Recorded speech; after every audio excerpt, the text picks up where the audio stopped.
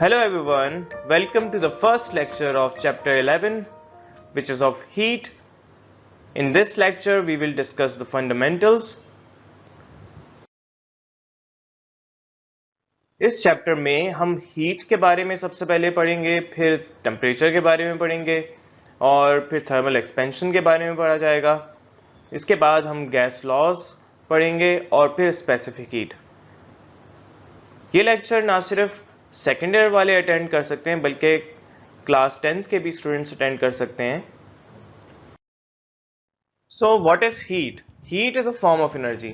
जैसे kinetic energy है, kinetic energy velocity की वजह से होती है।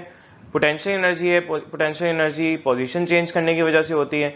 हीट एनर्जी टेम्परेचर चेंज करने की वजह से होती है। टेम्परेचर अगर चेंज हो किसी दो बॉडीज के दरमियान तो उनमें हीट ट्रांसफर होता है।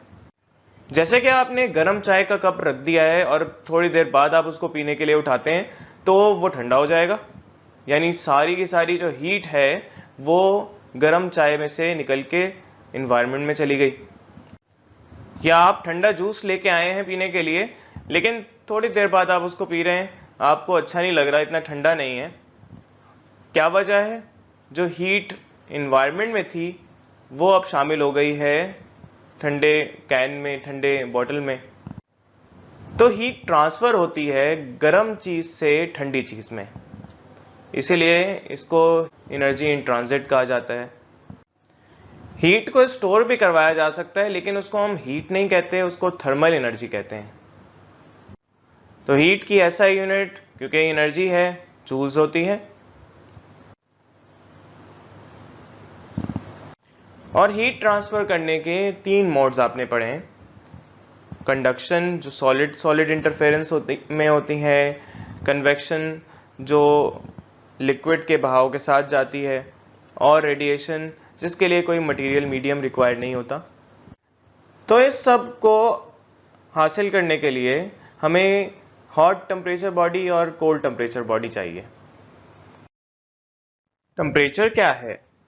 टेम्परेचर एक ऐसी फिजिकल क्वांटिटी है जो हमें बताती है कि हीट किस डायरेक्शन में जाए, यानी गर्म चीज टेम्परेचर ज्यादा रखती है और ठंडी चीज टेम्परेचर कम रखती है।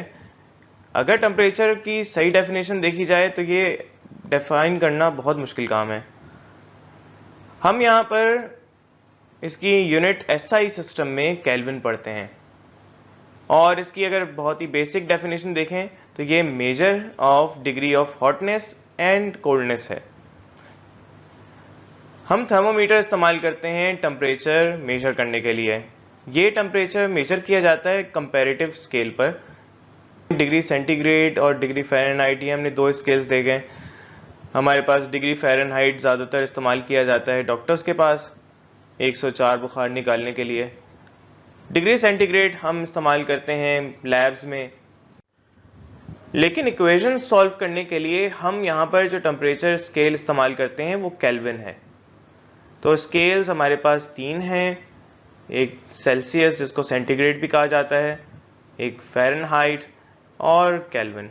सेल्सियस और फ़ारेनहाइट स्केल्स तो कंपैरेटिव हैं, इनको कंपेयर किया गया है कि फ्रीजिंग पॉइंट अगर 0 डिग्री पर आता है, बॉइलिंग पॉइंट 100 डिग्री पर आता है, तो बाकी टेम्परेचर्स को भी हमने इसी तरह से कंपेयर करके निकाल लिया है। इन केल्विन स्केल एब्सोल्यूट स्केल है, इसमें एक्चुअल वैल्यू निकाली जाती है।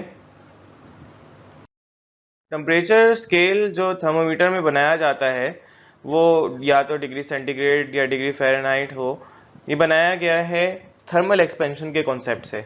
हम यहाँ पर थर्मल एक्सपेंशन को आगे डिस्कस करेंगे, लेकिन ये समझ लें कि जब हीट प्रोवाइड की जाती है तो सॉलिड्स एक्सपेंड होते हैं, लिक्विड्स भी और गैसेस भी। तो ये जो टेम्परेचर स्केल्स बनाए हैं ये थर्मल एक्सपेंशन की मेजरमेंट करके बनाए गए हैं, और टेम्परेचर बढ़ता जाए उसमें मेजरमेंट कर ली इन्होंने और डिग्री सेंटीग्रेड के निशान लगा लिए।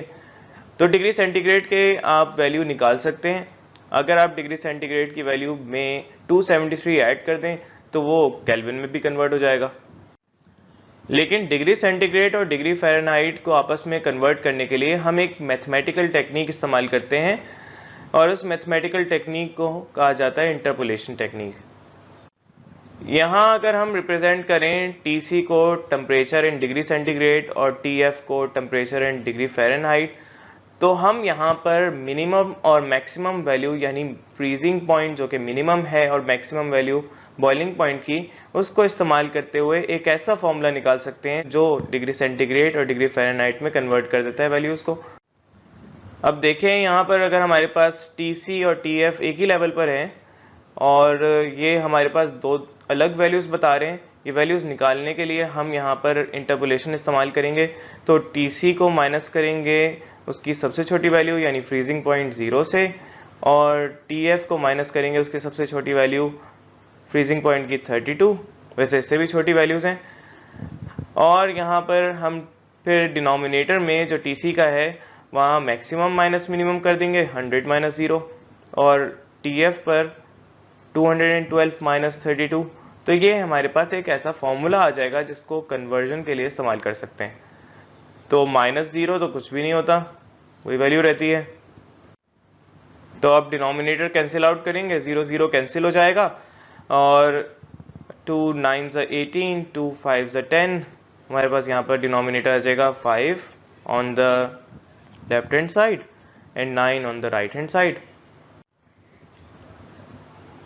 तो अगर मैं यहाँ पर कन्वर्ट करना चाहूँ डिग्री फ़ारेनहाइट को डिग्री सेंटीग्रेड में, तो मैं अगर 5 को दूसरी साइड में भेज दूँ, यहाँ डिवाइड हो रहा है, मल्टीप्लाई हो जाएगा, ये एक फॉर्मूला आ जाएगा मेरे पास। और इसी तरह से डिग्री फ़ारेनहाइट को डिग्री सेंटीग्रेड में कन्वर्ट करना चाहें तो मैं 9 को मल्टीप्लाई करा दूंगा दूसरी साइड से, डिवाइड हो रहा है जो, और फिर साइड चेंज अगर कर लें कोई फ़र्क नहीं पड़ता, 32 माइनस हो रहा है दूसरी साइड में जाके प्लस हो जाएगा। तो ये मेरे पास फॉर्मूला आ जाएगा TF निकालने का, यानी टेम्परेचर इन फ़ारेनहाइट। चलिए अब थर्मल एक्सपेंशन की बात करते हैं। तो thermal expansion is a phenomena where shape and size is increased on heating of a substance. तो सब्सटेंस को हीट करने पर हमारे पास उसमें टेम्परेचर बढ़ जाता है, और टेम्परेचर जब बढ़ता है तो उसके मॉलिक्यूल्स बहुत ज़्यादा वाइब्रेट करना शुरू हो जाते हैं। इतना वाइब्रेट करते हैं कि वो बाहर निकलने की कोशिश करते हैं। तो बाहर तो निकल नहीं सकते, तो अपने साइज़ को इंक्रीज़ कर देते हैं, यानी एक्सपेंड हो जाते हैं, तो उन्हें और जगह मिल जाती है। थर्मल एक्सपेंशन की दो टाइप्स हैं, वैसे तो तीन हैं लेकिन हम दो पढ़ेंगे, एक तो लीनियर एक्सपेंशन और वॉल्यूमेट्रिक एक्सपेंशन। लीनियर एक्सपेंशन यानी लीनियर एक ही लाइन में अगर इंक्रीज हो रहा हो, ये सिर्फ सॉलिड्स में देखा जाता है, जिसमें हमारे पास या तो लेंथ या फिर ब्रेथ या फिर हाइट इंक्रीज हो सकती है। सिर्फ एक लेंथ होगी तो लेंथ इंक्रीज होगी। हम यहाँ पर बाकी को कंस्ट्रेंट कर देते हैं, ब्रेथ और हाइट को अगर रोक दें बढ़ने से सॉलिड्स में, तो लेंथ सिर्फ बढ़ सकती है हीट करने पर। जैसे कि ये एग्जांपल आपकी स्क्रीन में है कि एक स्टील को हीट किया जा रहा है, स्टील की रॉड है, तो वो इंक्रीज कर रही है उसकी लेंथ। जितना ज़्यादा टेम्परेचर देंगे उतनी ज़्यादा वो इंक्रीज कर सकती है लेंथ को। This is linear expansion. अब वॉल्यूमेट्रिक एक्सपेंशन करते हैं। तो वॉल्यूमेट्रिक एक्सपेंशन क्या है? वॉल्यूमेट्रिक एक्सपेंशन सॉलिड्स में भी होता है और लिक्विड और गैसेस में भी होता है। It is the increase in volume of a substance on heating. इसको क्यूबिकल एक्सपेंशन भी कहते हैं। सो लीनियर एक्सपेंशन में सिर्फ एक साइड ही हम देखेंगे बढ़ रही है, ब्रेथ और हाइट नहीं देखते। तो लेंथ अगर बढ़ाना चाहते हैं हम टेम्परेचर बढ़ा देंगे, और इनिशियल टेम्परेचर फॉर एग्जांपल अगर 25 डिग्री सेंटीग्रेड है और 100 डिग्री सेंटीग्रेड कर दें तो दोनों का टेम्परेचर डिफरेंस 75 हो जाएगा। तो हमारे पास ज़्यादा लेंथ बढ़ सकती है। अगर और ज़्यादा टेम्परेचर बढ़ा दें तो और ज़्यादा बढ़ेगी। तो टेम्परेचर डिफरेंस बढ़ाना है यहाँ पर। अब अगर यहाँ पर हमारे पास देखा जाए डेल्टा L, ये L2 माइनस L1 होता है। तो ये डिपेंड करता है जितना ज़्यादा टेम्परेचर और जितनी ज़्यादा लेंथ होगी उतना ज़्यादा यहाँ पर इंक्रीज भी होगा। अगर ओरिजिनल लेंथ ही बहुत छोटी है, आप स्क्रू को गर्म कर रहे हैं, बहुत छोटा सा है, तो उसमें आप महसूस नहीं कर सकते कि एक्सपेंशन हो रही है। लेकिन अगर आप एक बड़ी सी रॉड लें, उसको हीट करना शुरू कर दें, तो उसमें आप लीनियर एक्सपेंशन देख सकते हैं। और सेकेंड ईयर में ये एक प्रैक्टिकल भी है जिसमें लीनियर एक्सपेंशन से कोफिशिएंट निकाला जाता है। तो टेम्परेचर डिफरेंस भी बढ़ा दें तो हमारे पास इसमें टेम्परेचर डिफरेंस की वजह से भी ज़्यादा लीनियर एक्सपेंशन होती है। अब दोनों को अगर हम कंबाइन करते हैं, delta L is directly proportional to L1 delta T, directly proportional का साइन हटाएंगे तो यहाँ हमारे पास एक कांस्टेंट आएगा। इस कांस्टेंट को कोफिशिएंट ऑफ लीनियर एक्सपेंशन कहा जाता है। कोफिशिएंट ऑफ लीनियर एक्सपेंशन की डेफिनेशन ये हो सकती है, the change in length per unit degree change in temperature. यहाँ पर change in length final minus initial length है, change in temperature final minus initial temperature. तो चलिए इसको आगे हम और फर्दर ड्राइव करते हैं। तो ड्राइव करने के लिए हम सब्स्टिट्यूट कर देंगे डेल्टा एल को। तो डेल्टा एल था L2 माइनस L1, L1 यहाँ माइनस हो रहा है, दूसरी साइड में जाके प्लस हो जाएगा। और हम देख सकते हैं कि राइट हैंड साइड में L1 कॉमन है। L1 कॉमन लेने पर हमारे पास ब्रैकेट में बचेगा 1 प्लस अल्फा डेल्टा टी। हम यहाँ फाइनल लेंथ डायरेक्ट निकाल सकते हैं अगर हमें ये फॉर्मूला याद हो। इसी तरह से वॉल्यूमेट्रिक एक्सपेंशन देखते हैं। तो वॉल्यूमेट्रिक एक्सपेंशन में वॉल्यूम इंक्रीज होता है क्योंकि यहाँ पर हमने ब्रेथ और हाइट को भी बढ़ने दिया है। अब एक सॉलिड क्यूब की एग्जांपल है, इसका वॉल्यूम अगर V1 है तो V2 हो जाएगा और इन दोनों का जो डिफरेंस होगा वो V2 माइनस V1 होगा। इसी तरह से टेम्परेचर, इनका इनिशियल टेम्परेचर T1 होता है और फाइनल टेम्परेचर को T2 कहते हैं। तो ज़्यादा टेम्परेचर बढ़ाने पर देखें मॉलिक्यूल्स ज़्यादा वाइब्रेट करते हैं और ज़्यादा वाइब्रेट करने की वजह से ये फैलने की कोशिश करते हैं। तो इंक्रीज इन वॉल्यूम डिपेंड करता है इसके ओरिजिनल वॉल्यूम पर। अगर छोटी सी चीज़ आप एक्सपेंड करवाना चाहते हैं वो इतनी ज़्यादा आपको महसूस नहीं होगी कि एक्सपेंड हो रही है, लेकिन अगर आप बड़े से क्यूब को एक्सपेंड करवाना चाहते हैं, बड़े सी किसी सॉलिड को एक्सपेंड करवाना चाहते हैं तो आपको उसमें ज़्यादा महसूस हो सकता है, उसमें ज़्यादा चेंज नज़र आएगा। और टेम्परेचर डिफरेंस पे भी डिपेंड करता है, अगर टेम्परेचर डिफरेंस ज़्यादा होगा तो ज़्यादा एक्सपेंड होगा। तो हमारे पास जो इंक्रीज इन वॉल्यूम है, it is directly proportional to the initial volume as well as it is directly proportional to the change in temperature. तो दोनों को कंबाइन करेंगे, डेल्टा V डायरेक्टली प्रोपोर्शनल हो जाएगा V1 डेल्टा टी के, और directly proportional का निशान जब हटाएंगे तो कांस्टेंट ऑफ प्रोपोर्शनैलिटी आता है। Here the constant of proportionality is beta, और बीटा को कहते हैं कोफिशिएंट ऑफ क्यूबिकल एक्सपेंशन या वॉल्यूमेट्रिक एक्सपेंशन भी। इसकी डेफिनेशन हम कर सकते हैं, the change in volume per unit degree change in temperature. इसको भी आगे उसी तरह से ड्राइव करेंगे। तो ड्राइव करने के लिए हमें पता है कि change in volume V2 minus V1 होता है, change in temperature T2 minus T1 होता है। फाइनल को इनिशियल से माइनस कर दें तो V2 माइनस V1 सब्स्टिट्यूट कर देंगे, V1 माइनस हो रहा है, दूसरी साइड में बेचेंगे प्लस हो जाएगा। V1 यहाँ पर कॉमन है तो V1 bracket 1 plus beta delta T is the final volume. Alpha और बीटा में आपने देखा हो कि ब्रैकेट में 1 प्लस अल्फा डेल्टा टी और 1 प्लस बीटा डेल्टा टी, इस तरह का रिलेशन थोड़ा सिमिलर सा है। तो इसका रिलेशन बनाया भी जा सकता है, ड्राइव किया जा सकता है, और ये डेरिवेशन बहुत इंपॉर्टेंट है। अगर हम मान लें कि एक सॉलिड क्यूब जिसकी इनिशियल डायमेंशन है L1 initial length, B1 initial breadth या विड्थ भी कहते हैं इसको, H1 इनिशियल हाइट या इनिशियल डायमेंशन जो है वो इनिशियल टेम्परेचर पर हैं, इसको T1 से रिप्रेजेंट कर सकते हैं, और फाइनल डायमेंशंस जो कि L2, B2 और H2 हैं, ये आपको पता है कि बराबर हैं। लास्ट टाइम हमने फॉर्मूला ये ड्राइव किया, L1 into 1 plus alpha delta T. तो B2 भी इसी तरह से हमारे पास लेंथ की तरह ही है, एक ही डायमेंशन है, तो B1 into 1 plus alpha T हो जाएगा। और H1 जो कि वर्टिकल लेंथ है, हाइट कहते हैं, तो ये H1 times 1 plus alpha delta T हो जाएगा, क्योंकि ये भी लीनियर ही हैं। इसको हम इक्वेशन 1 कह देंगे, इसको इक्वेशन 2 कह देंगे और इसको इक्वेशन 3 कह देंगे। ये आपको पता है कि ये फाइनल टेम्परेचर पर हैं, इसीलिए 2 इस्तेमाल किया है, तो इसको हम T2 कह देते हैं। अब इनिशियल वॉल्यूम भी हमें पता है कि इसको V1 कहा जा सकता है, और V1 यहाँ पर वॉल्यूम का फॉर्मूला है length into breadth into height. L1 B1 H1 हो जाएगा, इसको हम इक्वेशन 4 कह देंगे। इसी तरह से फाइनल वॉल्यूम भी V2 is equal to L2 B2 H2 हो जाएगा, लेंथ ब्रेथ इनटू हाइट। हमें पता है इक्वेशन 1, इक्वेशन 2 और इक्वेशन 3 में हमने फाइनल लेंथ ब्रेथ और हाइट निकाली थी, इसको सब्स्टिट्यूट कर सकते हैं, तो सब्स्टिट्यूट कर देंगे। अब यहाँ पर L1 B1 H1 को एक जगह लिख देते हैं और 1 प्लस अल्फा डेल्टा टी जो कि तीनों के पास हैं इनको एक जगह लिख देते हैं। तो L1 B1 H1 initial volume है V1, इसको सब्स्टिट्यूट कर देंगे इक्वेशन 4 से, तो हमारे पास हो जाएगा V1 और यहाँ 1 प्लस अल्फा डेल्टा टी 3 दफा मल्टीप्लाई हो रहा है तो पावर 3 हो जाएगी। So V2 equals to V1 into 1 plus alpha delta T का क्यूब। अब यहाँ फॉर्मूला अप्लाई कर सकते हैं, अगर 1 को A मान लें, अल्फा डेल्टा टी को B मान लें, तो A प्लस बी का cube is equal to A cube plus 3A square B plus 3AB square plus B cube.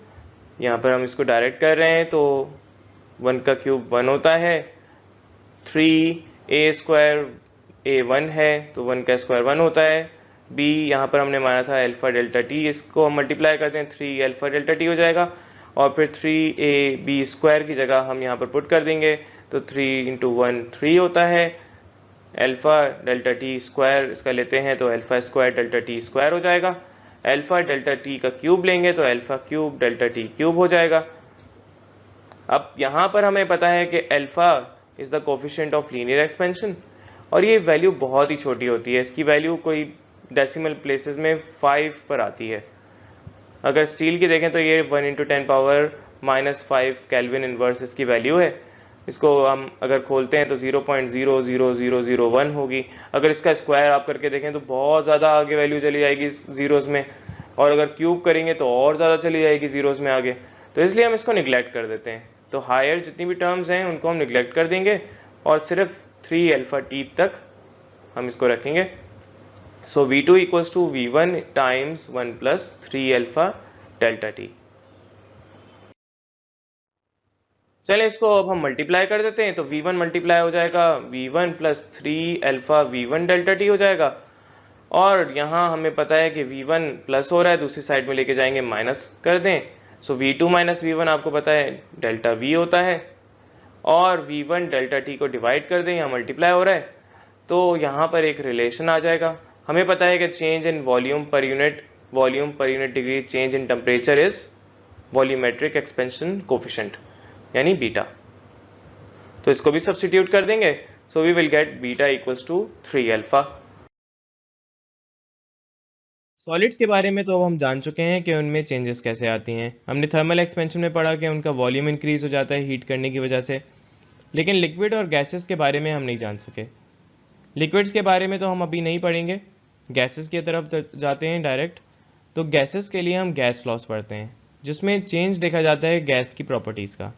Gas की प्रॉपर्टीज़ प्रेशर, वॉल्यूम और टेम्परेचर नोट की जाती हैं, और साथ में मास और नंबर ऑफ मोल्स भी कंसीडर किया जाता है। तो सबसे पहले बॉयल्स लॉ हमें ये बताता है कि volume is inversely proportional to the pressure when temperature is kept constant. इसको समझने के लिए हम एक ऐसी डिवाइस कंसीडर करेंगे जिसमें गैस को रखा जाएगा, और इस डिवाइस का नाम है पिस्टन सिलेंडर डिवाइस। सिलेंडर के अंदर एक पिस्टन लगा दिया जाता है जिससे हम वॉल्यूम कंट्रोल कर सकते हैं। तो volume is inversely proportional to pressure. इसका मतलब क्या है कि जब वॉल्यूम ज़्यादा हो जाता है तो प्रेशर कम हो जाता है। सिलेंडर में हम देखते हैं कि गैस अगर फिल्ड है तो स्पेस ज़्यादा होने की वजह से वो इतना ज़्यादा फ्रीक्वेंटली हिट नहीं कर सकते वॉल को, इतना ज़्यादा आपस में कोलिजन नहीं कर सकते, तो प्रेशर उनमें कम होगा। लेकिन अगर वॉल्यूम कम कर दें, स्पेस बहुत कम हो जाए, तो प्रेशर ज़्यादा बढ़ जाता है, क्योंकि बहुत ज़्यादा फ्रीक्वेंटली उसमें हिट कर सकते हैं, वॉल में आपस में कोलिजन कर सकते हैं मॉलिक्यूल्स। तो यहाँ पर डायरेक्टली प्रोपोर्शनल का साइन है 1/p पर, हम इसको इक्वल में कन्वर्ट कर दें तो कांस्टेंट ऑफ प्रोपोर्शनैलिटी आ जाता है, और p डिवाइड हो रहा है, दूसरी साइड में मल्टीप्लाई हो जाएगा, pv is equal to constant. अब हम अगर दो स्टेट्स देखें, यानी एक प्रोसेस है जिसमें वॉल्यूम इंक्रीज हो रहा है या डिक्रीज हो रहा है, प्रेशर डिक्रीज हो रहा है, इंक्रीज हो रहा है, तो P1 P2 में हो जाएगा, V1 V2 में हो जाएगा। तो हम कह सकते हैं P1 V1 अगर इनिशियल स्टेट्स के हैं प्रेशर और वॉल्यूम तो P1 V1 कांस्टेंट है, और फाइनल स्टेट्स के P2 V2 हैं वो भी कांस्टेंट होंगे। तो दोनों को कंपेयर करने पर हमारे पास इक्वेशन ऑफ स्टेट आ जाएगी which is P1 V1 equals to P2 V2। इसकी अगर ग्राफिकल रिप्रेजेंटेशन की जाए तो हम देख सकते हैं कि प्रेशर बढ़ाने पर वॉल्यूम डिक्रीज हो जाएगा, और वॉल्यूम डिक्रीज करते हुए वैल्यूज इसकी वॉल्यूम की कम होती जा रही हैं। अगर हम यहाँ पर इसको प्लॉट करना चाहें तो प्लॉट करने के लिए हम एक्स एक्सिस पर प्रेशर रख सकते हैं और वाई एक्सिस पर वॉल्यूम रख सकते हैं, और इसको प्लॉट करेंगे तो कर्व आएगा। अगर हम इसका प्लॉट इन्वर्स कर दें, यानी प्रेशर को 1/v के साथ प्लॉट करें, तो प्रेशर और 1/v की वैल्यूज़ एक स्ट्रेट लाइन बनाएंगी। यह आप खुद भी कर सकते हैं एक ग्राफ पेपर पर। तो इससे शो हो रहा है कि 1/p डायरेक्टली प्रोपोर्शनल है या 1/v डायरेक्टली प्रोपोर्शनल है, लेकिन प्रेशर और वॉल्यूम इन्वर्सली प्रोपोर्शनल है। नेक्स्ट चार्ल्स लॉ है, और चार्ल्स लॉ बताता है कि अगर प्रेशर कांस्टेंट रखें तो volume is directly proportional to temperature. जितना ज़्यादा टेम्परेचर बढ़ाएंगे मॉलिक्यूल्स बहुत ज़्यादा वाइब्रेट करेंगे और वॉल्यूम इंक्रीज हो जाएगा। जितना कम टेम्परेचर करेंगे मॉलिक्यूल्स में एनर्जी कम हो जाएगी और वॉल्यूम कम हो सकता है, कॉन्ट्रैक्ट हो जाएंगे। तो volume is directly proportional to temperature, यहाँ पर डायरेक्टली प्रोपोर्शनल का साइन हटाएंगे तो हमारे पास कांस्टेंट ऑफ प्रोपोर्शनैलिटी आएगा और t को डिवाइड कर सकते हैं। अगर हम इक्वेशन ऑफ स्टेट निकालें जिसमें इनिशियल और फाइनल स्टेट्स हों, यानी इनिशियल कुछ और है फाइनल कुछ और है वॉल्यूम और टेम्परेचर, तो V1/T1 भी कांस्टेंट होगा, V2/T2 भी कांस्टेंट होगा। दोनों को कंपेयर करें तो हम चार्ल्स लॉ की भी ग्राफिकल रिप्रेजेंटेशन देख सकते हैं। अब डायरेक्टली प्रोपोर्शनल का साइन है तो इसका मतलब है कि वॉल्यूम इंक्रीज करने पर टेम्परेचर इंक्रीज होगा, तो वॉल्यूम इंक्रीज करते जाएं टेम्परेचर इंक्रीज होता जाएगा, और इसको अगर हम ग्राफ में प्लॉट कर दें तो स्ट्रेट लाइन आएगी।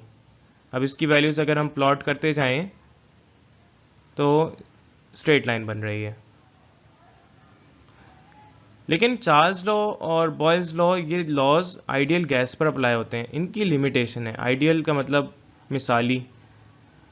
इनकी लिमिटेशन ये है कि कम टेम्परेचर करने पर 0 केल्विन करने पर वॉल्यूम 0 नहीं होगा, तो लो टेम्परेचर्स पर हमारे पास ये अप्लाई नहीं होता। इसी तरह से प्रेशर इतना इंक्रीज कर दें, इतना ज़्यादा इंक्रीज कर दें कि वॉल्यूम 0 हो जाए, ऐसा भी पॉसिबल नहीं है। सो हाई प्रेशर्स पर भी ये अप्लाई नहीं होता। बॉयल्स लॉ और चार्ल्स लॉ से मिलके जनरल गैस लॉ बनता है, जो कि बताता है कि प्रेशर और वॉल्यूम का प्रोडक्ट डायरेक्टली प्रोपोर्शनल है टेम्परेचर के। According to Boyle's law, volume is inversely proportional to pressure, and according to Charles' law, volume is directly proportional to temperature. इन दोनों को अगर हम कंबाइन कर दें तो ये हमारे पास एक इक्वेशन आ जाएगी, और डायरेक्टली प्रोपोर्शनल का साइन हटाएं तो हमारे पास कांस्टेंट आता है। हम यहाँ पर प्रेशर को डिवाइड करें तो दूसरी साइड में मल्टीप्लाई भी कर सकते हैं, तो PV is directly proportional to temperature. ये हमारे पास जनरल गैस लॉ है, और इससे भी हम इक्वेशन ऑफ स्टेट निकाल सकते हैं। अगर हम डायरेक्टली प्रोपोर्शनल का साइन हटाएं तो कांस्टेंट ऑफ प्रोपोर्शनैलिटी आएगा, और टेम्परेचर डिवाइड कर दें वहाँ पर मल्टीप्लाई हो रहा है, तो P1 V1/T1 is also constant as well as P2 V2/T2।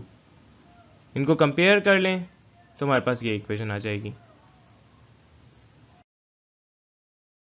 General gas equation बहुत इंपॉर्टेंट है। ये हमारे पास एक ऐसी इक्वेशन है जो थर्मोडायनेमिक्स की बेस है। थर्मोडायनेमिक्स में इसको बहुत इस्तेमाल करते हैं।